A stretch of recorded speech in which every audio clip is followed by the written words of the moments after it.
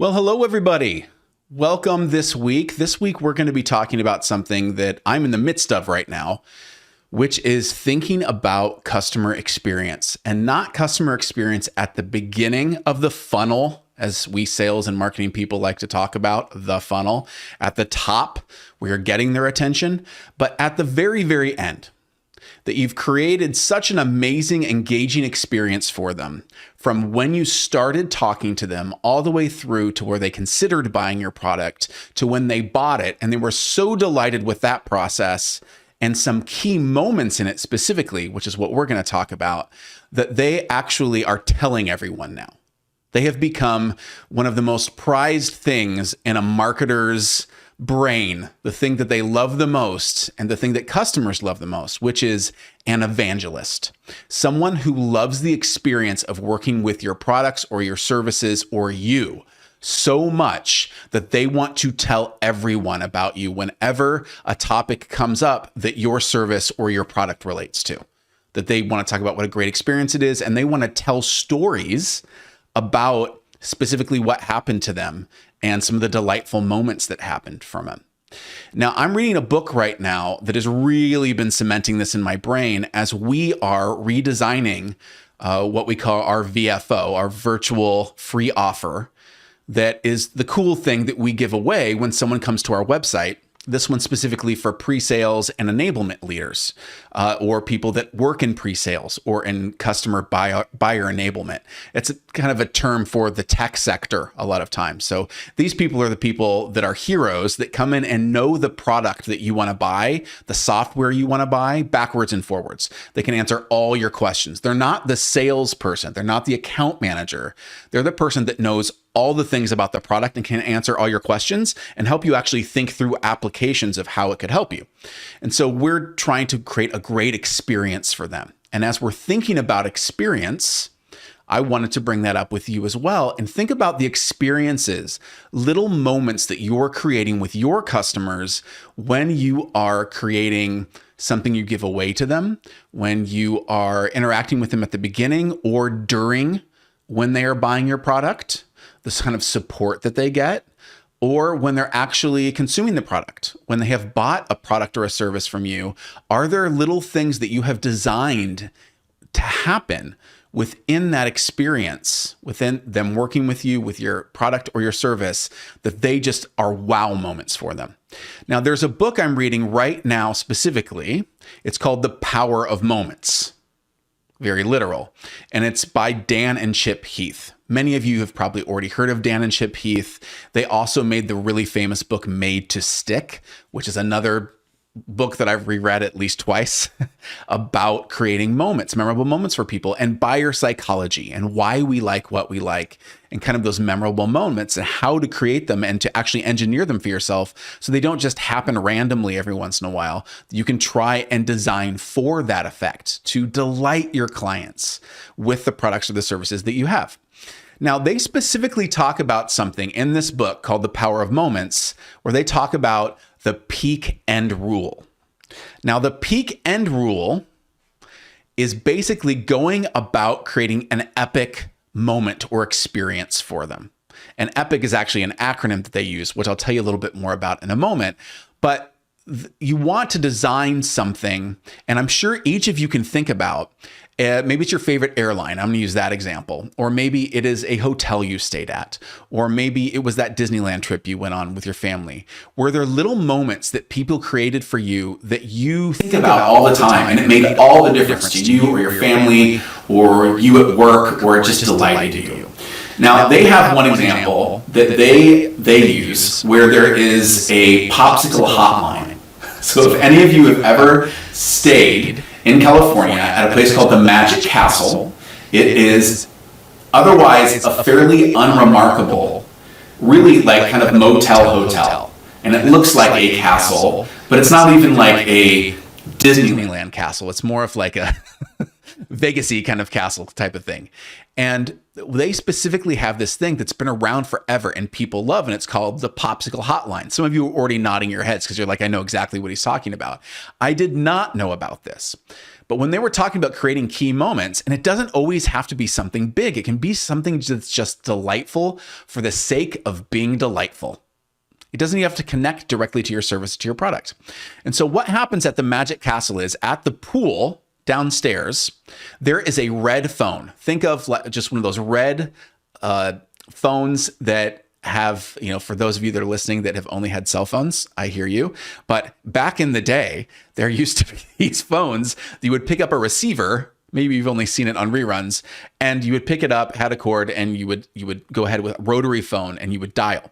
So there's this red phone on a pedestal by the pool at the Magic Castle Hotel. You pick it up, and immediately on the other line, someone answers and says, "Hello, you have reached the popsicle hotline. How can I help you?" And what you do is you say, like, I would like a cherry popsicle or a grape popsicle, whatever popsicle you'd like. And they go, absolutely, right away, we'll have that right to you. And you hang up the phone, and just a few moments later, a waiter with a silver tray wearing white gloves comes out with a popsicle on a tray and delivers it to you as if you have your own Alfred or something like that. And it's just this free experience that they do. You don't pay for it. But people tell everyone that they meet about the popsicle hotline if they've stayed at that hotel. Now, think about how much cost went into that. Probably not a lot, right? There's a person that needs to grab the popsicle, bring it out, and give it to you. Popsicles are not that expensive, but think about how that feels to get that and to be delighted by that. And when that person comes out with a popsicle for you, and you can do this as many times as you want, it's pretty fun, right? So not a lot of sunk cost, but people tell this story over and over and over again about this experience that they've had. So are there moments within your own customer journey? If you're in sales, if you're in pre-sales, like I was talking about before, if you own your own business and the way that you sell is a little bit different, are there moments within when they're talking to you before they've bought from you or during the buying process, or when you are if they've bought from you and you're delivering a physical product, or you're delivering, maybe you have a coaching service or something, you deliver coaching or training to them virtually? Are you designing little moments that don't necessarily need to be part of the product or haven't been talked about, and maybe won't cost you a lot of money, but will delight your audience and make them go like, oh my gosh, that was so nice of you. I was not expecting that. It can be such a small thing. It can even be just thanking them, because that's my next example. One of the things that I love personally, which is my own personal popsicle hotline moment for me, is, and there's several layers to this that I want to discuss, but it is flying Alaska Airlines. So Alaska Airlines has their major hub near where I live. So in the Seattle-Tacoma area, SeaTac Airport, that's kind of their home base, this area. And so I end up flying Alaska Airlines a lot, and I like them for lots of different reasons. But one of the reasons is the fact that if you are a preferred flyer with them, that during the flight itself, when they're coming with the little trolley and they're delivering your free beverage or a meal that you've ordered or something like that, if you are one of their preferred members, they give you a small chocolate bar. It's a really nice chocolate bar, but it's just a small half-size chocolate bar in the end. And they specifically call you out by name when you're sitting in that row. Say, Aaron, thank you so much for flying with us. Thank you so much for being one of our preferred customers. This is for you. And that's it. It's literally a small gold foil wrapped chocolate bar, and them making direct eye contact with me and telling me that they appreciate me being a customer and that I can tell it's very genuine. It delights me every single time. I swear that part of my motivation, a large part of my motivation of making sure that I keep my preferred status with Alaska Airlines, and that I choose them 9 times out of 10 over any other airline that I might book, even if there's a better deal on Priceline or some kayak or something like that, that I will just go ahead and choose Alaska, because I like that moment where they say thank you to me and they give me a chocolate bar. And I will absolutely tell you that right after the pandemic, when I didn't have preferred status anymore and someone else in my row got that chocolate bar and I did not, that I had feelings. I absolutely had irrational feelings of really, I just got to make sure I get back on that preferred list. I got to make sure I buy from them again so I can get the chocolate bar. Isn't that funny? The popsicle, the chocolate bar, it doesn't have to be that big of a thing for you to make your customers feel special, to make them feel like you appreciate them and that you thought about them in an extra way that they didn't even think that they were paying for in order to make them feel special, to create an experience for them. Because it's so easy to get lost, for our customers to get lost and to feel like another number, or to feel like they just don't really matter in the large scheme of things once we've collected money from them. And so any way that you can reiterate how much you appreciate them and that they chose you to deliver that product or service can go a really long way to making them evangelists. I'm retelling this story right now to you, and you might remember it and tell it to somebody else. And that's priceless for a business. To create repeat customers, to create evangelists. In our brains, we like to make it so hard. Like, how do I get people to buy from me multiple times? Like, it almost becomes, in a way with some marketers and sellers, how do we trick them into continuing to buy from us? And you don't need to trick them. You don't need to trick me. You just need to appreciate me and surprise and delight me in a small way that makes me feel valued and makes me feel like you see me. So think about, just really have the gears turn on what are some small moments. It doesn't have to be a big thing. That you could do this in your own selling, in your own business, that you could create for your own teams when you are selling products or services. So those are the two examples. Now, here's the acronym that they came up with the Heaths, Dan and Chip Heath, in this book, The Power of Moments, that has been useful to me while we are looking at, okay, during our customer journey, which we all love to talk about in sales and marketing, customer journeys, from the beginning to where they first kind of hear about us, all the way through the sales cycle, all the way through the delivery, all the way through afterwards, how are there any moments that we can design like this that would just be like so fun to do for them? And so this is the structure that we're looking at that they outline in the book, that you need one or more of the following traits to make it an epic experience, EPIC. They kind of fudged it a little bit with the acronym just so you could remember it, but just remember epic. So it means elevation, pride, insight, or connection. So if you pick one of these things, you're on the right track. If you can do multiples, even better. So epic, let's start with elevation. So not just a popsicle hotline, but it's a red phone that when you pick it up says popsicle hotline, how can I help you? And moments later, it's delivered by someone with white gloves on a silver tray by the poolside. Do you see how those things add on top of each other? They elevated the experience.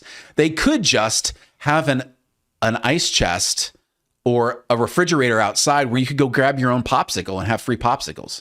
But that would not be as cool as picking up a red phone, having someone go popsicle hotline, and then deliver it on a silver tray. It's elevating the experience of delivering you a popsicle. So are there ways that you can elevate what you're doing as well? It might be something you're already doing. Is there a way to elevate it so it makes them feel special or it's delightful in some way? Pride. So moments when we are at our best, when we achieve something. In order to achieve something, it might be something, pride moments. So like a graduation, creating some sort of ceremony. I know for our clients, when they go through our storied teams courses and they go through our demo course, how to look amazing on camera and how to demo and present better. At the end of it, they get digital badge certificates that they can put on their LinkedIn profile that are, connected to the blockchain and that they can follow along with them in their career. And it's just something that we give them. It's not that much of a cost for us. It's a service cost for the year. And then they can also show other people that they have completed this training. Either way, they've gotten the value out of the training, but the little badge that they get to download afterwards and proudly put up on their LinkedIn profile, they love that. It's just a small thing that we do to give them a point of pride that they completed something. So think about, is there something you could do during your process where at the end of it, they get a certificate, or there's some sort of ceremony, or there's something that shows significance in the fact that they have completed something. If you are selling a software or services, maybe it's that they have rolled out and adopted something and it's integrated into their platform now and they're using it.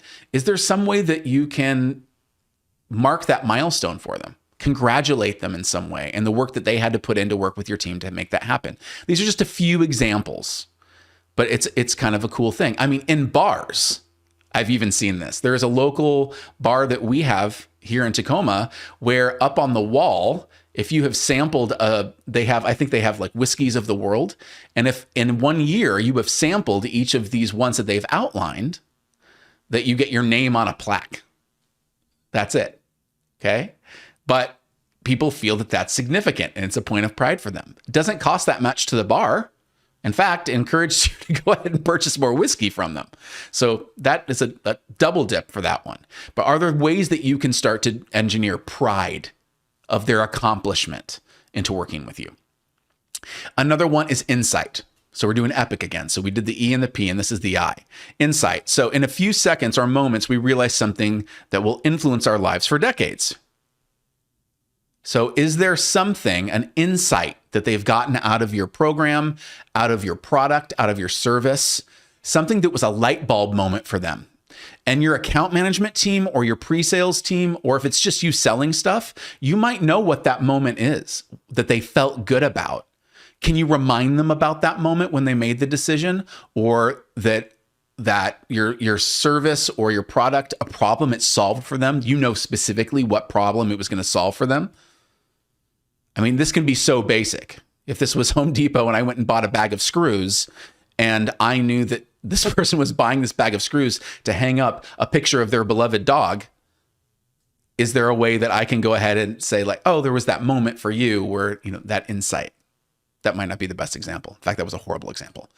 But insight, is there some sort of insight that they gained from working with you?